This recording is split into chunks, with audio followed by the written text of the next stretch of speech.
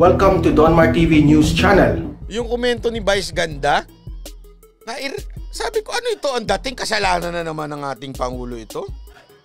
Ayan, sabi nito ni Vice Ganda, sa mga nag-aalaga rin sa atin, utang na loob, alagaan nyo ho kami ng tama. Huwag naman nyo masasabi lang na inaalagaan nyo kami.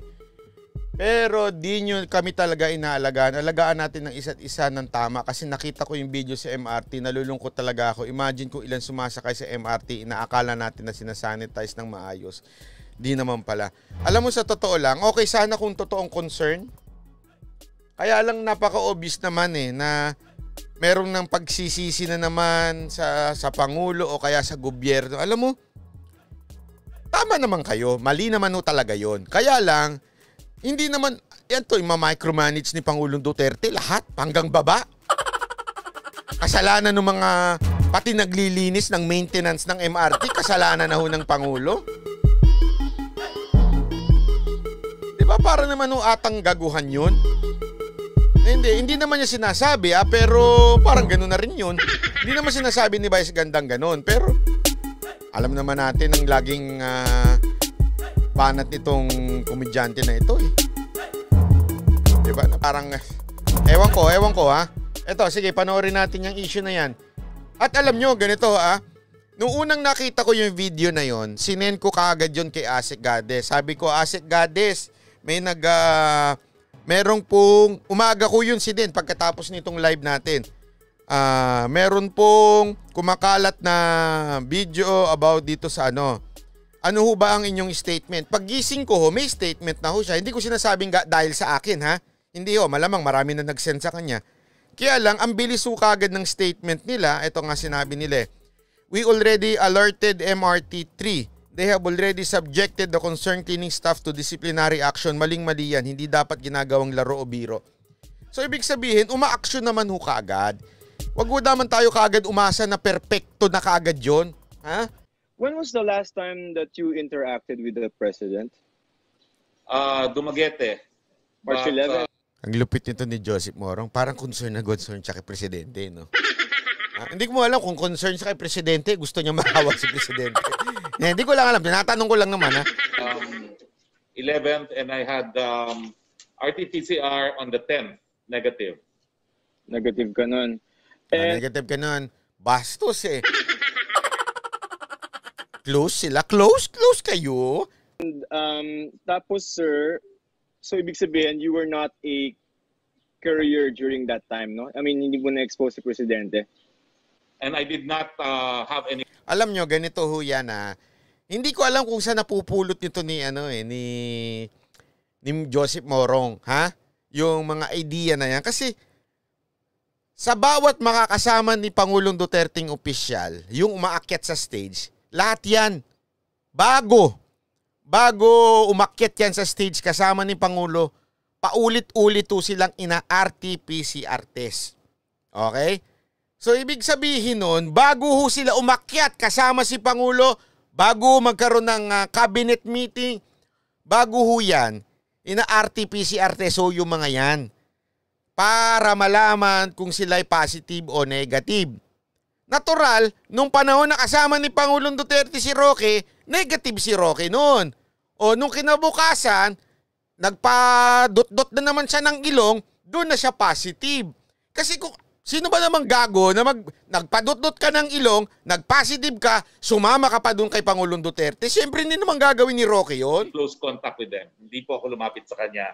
Kasi hindi ako lumalapit kapag maraming tao. No? Maraming tao po noon dahil inauguration ng renovated airport at saka noong port sa Dumaguete. Sir, pasensya na ba't nagbungkal ako ng mga litrato na binigay ng palasyo? Ayan, concern si Loco. And if I can share the video and the picture, sir, medyo malapit tayo kay PRD nito. Ay, pero nasa likod po niya ako, no? And then wearing face shield. And ayan daw kasi yun. Actually, itong picture na to lumabas ito Kasi sinasabi daw ni Roque na hindi naman siya lumapit. Alam mo, when you say lumapit, kasi si Pangulo, di ba, siyempre matanda na medyo hindi na ganun kalakas ang pandinig. Yun yung bumubulong-bulong ka pag kinakausap mo, kaya nilalaksan mo talaga yung boses mo. hindi naman ho yan lumapit kaagad, nasa likod naman ho siya. At saka tinan mo naman, una nga, sandali. Ha? Nagpadala rin ako doon sa tanong ni Morong, una-una nga negative siya niyan eh. Hindi naman siya makakaakyat dyan kung positive siya niyan.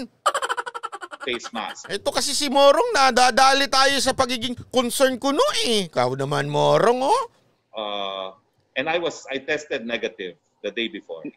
Okay, so sir, itong interaction na to safe. You did not put to put it bluntly, put the president in danger? I don't think so. Parang ganun ang dating.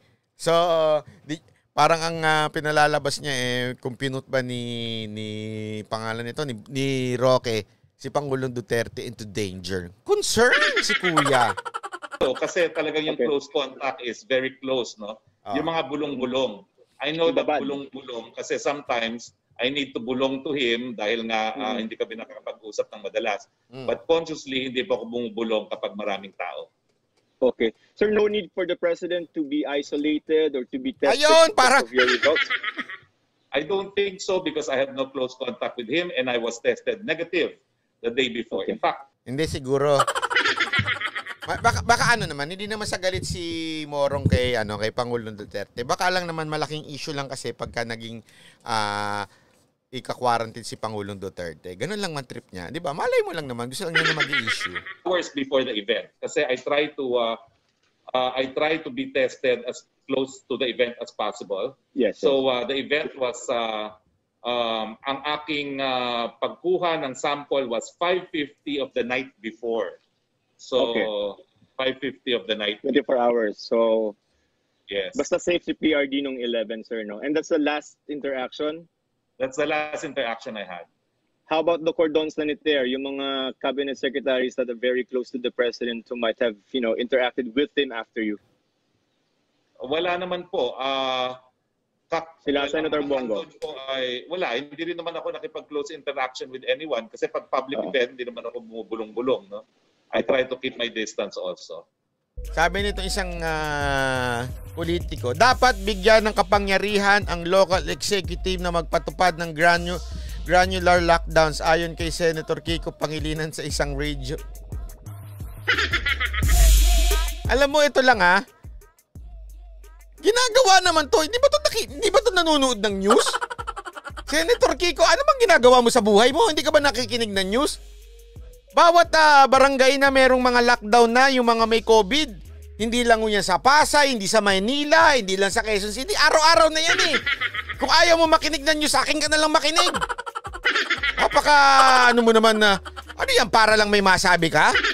Sa halip na National Modified Quarantine, dapat gawing granular. Oo nga, yan ang ginagawa eh. Ano ba?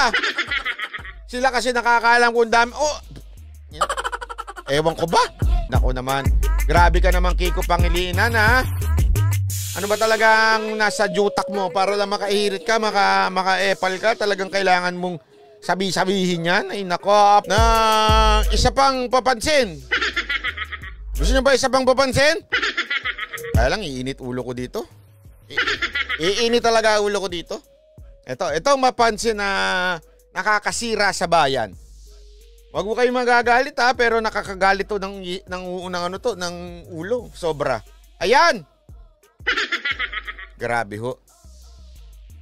Sabi niya kanina, March 14. I'm sorry, hindi pala. Sunday. Ewan ko, March 14. I think Saturday pala yon. Or Sunday, I'm not sure. Yung pagsilbi ng search warrant, siyam yung namatay. Tapos ang kwento, lahat ng laban. Hindi ko alam kung ano talaga yung nangyari, pero kapag binasa mo, yung statement ng mga nandun, parang sinasabi nila na imposibleng nanlaban. First point, wala siya doon. Hindi ko alam anong talaga nangyari. Hindi niya alam ang nangyari Malinaw, hindi niya alam ang nangyari. Okay? Pero, yung statement, nabasa lang niya. Hindi niya nga nakausap. Ito sinabi niya, nangyari, pero kapag binasa mo yung statement ng mga naandun, parang sinasabi nila imposibleng nanlaban. Wala na siya doon sa pangyayari, hindi niya alam yung nangyari, nabasa lang niya yung statement at sinabing nanlaban. Hindi natin alam kung ano ang totoo. Yung pinaka makakatulong dito, magkaroon ng investigasyon na unbiased. So sa pang-lima, hindi niya talaga alam kung ano nangyari. Hindi niya alam ang totoo. Sa madaling salita, itong komento niya nung March 8, 2021, that there's no other way to describe this, it was a massacre, was based on chismis. Tingnan mo ka naman kung gaano kasira ang ulo nitong vice presidente natin, Kuno. Ha? Tingnan mo nga naman kung gaano ka panira itong sinasabi niya. Panira, isipin mo ha, isa kang vice presidente, sasabihin mo at malalaman ng international community yan. Bakit? English yung statement mo eh. Sinadya mong English para maintindihan ng mga ng mga international media. Sinasabi mo na it was a massacre. Pero yung statement mo, hindi mo alam. Ha? Wala ka dun sa pangyayari. Nabasa mo lang at based mo dun sa nabasa mo, sa tingin mo, may hindi naman imposibleng nanlaban. Ano pa sabi mo? Hindi natin alam kung ano yung totoo. So based sa sarili mong statement, hindi mo alam kung ano yung totoo. Tapos sasabihin mo, it was a massacre? Hindi lang stupidity ho yan. Yan ay talagang blunder. Sabi nga ni Pangulong Duterte, blunder yan. So yung it was a massacre was based on chismis. Ganun. This is the kind of president you want? Ba, labo ng English na yun ha. Ganito ba yung klaseng presidente niyong gusto? Yung ibe-base niya yung kanyang conclusion sa chismis, sa kwento-kwento. Based lang doon sa kung ano yung nabasa niya. Ito nga eh. Sabi ko nga eh, more or less sana kung meron kang nakausap mo ng personal, tapos nag-conclude ka, hindi eh. Nabasa lang eh. Based sa kanila mga statement. Sino nagbigay ng statement? Yung mga tinatawag ng kapulisan na mga suspect. Oh. Yung mga tinatawag ng kapulisan at kasundaluhan na mga legal front lang na mga rebelde. Doon ang galing yung mga statement na sinasabi mo. Abay, natural. Aamin ba yan? Hindi. Tama sila. Magaganyan. Hindi, may dala talaga kami nun. Magaganyan kaya yan, te. Anong klaseng abogado to? Sa totoo lang, ha? Anong klaseng abogado to? Hindi niya man lang tinitimbang kung yung kanyang quote-unquote pinaniniwalaan, o sabihin na natin kunwari abogado ka, hindi mo man lang timbangin yung client mo kung nagsisinungaling o hindi. Basta inassume mo na lang, hindi ano yan. Sure ako dyan, ito sa massacre. Tingnan mo kung gaano ka... Sorry, pero wala na ho talagang ibang term na pwedeng i-describe sa ganitong klaseng komento kung hindi kagaguhan. Yan ho talaga yung term na yun eh. Wala nang iba eh. Sino ba sa inyo dito ang nakapanood nung O.J. Simpson sa Netflix? Napanood niyo yun? Ang lupit nun ha. Kasi ultimo yung mga abogado ni O.J. Simpson medyo duda. May part na duda sila. Kahit nga yung matalik niyang kaibigan may part doon na yung matalik niyang kaibigan na abogado rin niya, medyo duda sa kay OJ, di ba? Kaya nga talagang inaalam nila kung totoo ba kasi yun yung unang tanong eh. Unang tanong ng abogado, is it true? Yun ang unang tanong kay OJ. Bakit? Kasi paano mo ididepensa? I don't know kung asan yung ethics ng whatever abogado, kung ano man ang meron. Pero napakahalaga pa rin sa kanila ng truth para mas maidepensa nila na maayos, di ba? Ganun eh. Dito, wala. Sabi. Basta massacre yun eh. Sabi. Isipin mo yun ha. Hindi mo lang siniraan ng isang tao Hindi lang si Pangulong Duterte ang sinasiraan mo dyan. Hindi lang yung gobyerno ng Pilipinas sinisiraan mo dyan.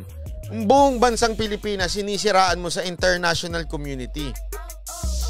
Which is, sa tingin ko, it's not new sa'yo. Dahil ginawa mo na yan noon, naggawa-gawa ka ng speech sa UN, na kesyo mali yung description mo ng palit ulo at kung saan-saan mo kinuha yung numero mo ng namatay na quote-unquote EJK nyo.